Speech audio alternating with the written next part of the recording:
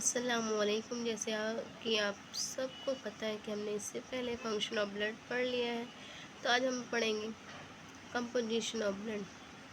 Blood जो होता है टू टाइप्स में क्लासिफाइड या डिवाइड होता है, जिसको हम बोलते हैं प्लाज्मा एंड दूसरा है सेलुलर कंपोनेंट्स। सबसे पहले हम प्लाज्मा की बात कर लेते हैं। तो प्लाज्मा जो होता है वो होता है 55 to 60%। सेलुलर कंपोनेंट्स में अगर बात करें तो सेलुलर कंपोनेंट्स में हमारे आता है जो ब्लड के सेल्स होते हैं, जैसे कि आरबीसी हो गया, डब्ल्यूबीसी हो गया, प्लेटलेट्स हो गया। और इसका अमाउंट जो होता है वो कितना होता है, वॉल्यूम कितना होता है, सॉरी जो होता है इसका वॉल्यूम होता है 40 to 45% होता है। प्लाज्मा की देन अगेन हम बात करें तो प्लाज्मा जो होता है अगेन प्लाज्मा में सबसे ज़्यादा कुछ कोई चीज़ पाया जाता है तो होता है वाटर होता है, जो 90 to 91 या 92% तक होता है। सॉलिड जो होता है वो 8 to 9% होता है। यहाँ पे हम लोग जो 91 लिखा है तो आप लोग इसको 92 से लेके 92%। सॉलिड जो होता है वो 8 to 9% होता है। देन अगेन सॉलिड जो होता है वो क्लासिफाइड होता है इनऑर्गेनिक एंड कंपोनेंट्स में एंड ऑर्गेनिक कंपोनेंट्स में।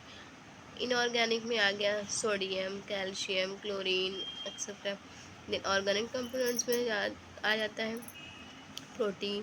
प्रोटीन जो होता है प्रोटीन कितना होता है 6 to 8% होता है। वाइटामिन, लिपिड्स, अदर ऑर्गेनिक मेटाबॉलिटीज,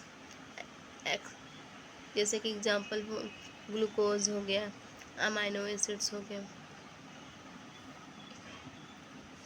यहाँ पे जो दिख रहा है ट्यूब में सबसे नीचे आरबीसी, देन अगेन जो सबसे कम पार्ट दिख रहा है वो किसका है, डब्ल्यूबीसी एंड प्लेटलेट का। देन ऊपर जो है वो प्लाज्मा का है। प्लाज्मा में क्या क्या पाए जाते हैं वो यहाँ पे मेंशन की हूँ मैं, जैसे कि प्रोटीन हो गया, आयंस हो गया, वाटर हो गया एंड वेस्ट हो गया एंड गैस। देन अगेन हम ब्लड की बात करें तो ब्लड जो होता है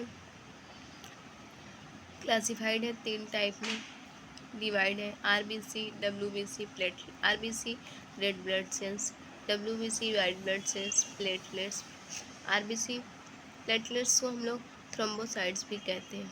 आरबीसी की अगर हम लोग बात करें तो ये क्या होता है, इसका नॉर्मल रेंज जो होता है वो 3000 से लेके 3000 टू 5000 होता है, यानी 3000 से 5000 तक होता है। डब्ल्यूबीसी की बात करें तो ये 5000 टू 10,000 होता है, इसका नॉर्मल रेंज जो होता है। एंड प्लेटलेट की बात करें तो वो क्या होता है, वो 1.5 लाख से लेके 4.5 लाख यानी कि 1.5 to 4.5 लाख होता है। आरबीसी की बात करें अगर इसकी नॉर्मल रेंज से अगर कम हो जाता है तो कौन सी डिसीज़ कॉज होती है, जैसे कि एनीमिया हो गया। एनीमिया किसकी वजह से होता है, जब ब्लड का हमारे आरबीसी जो होता है ब्लड उसका अमाउंट जो हमारी बॉडी में कम हो जाता है तो उसकी वजह से कौन सी डिजीज़ कॉज होती है, एनीमिया होती है।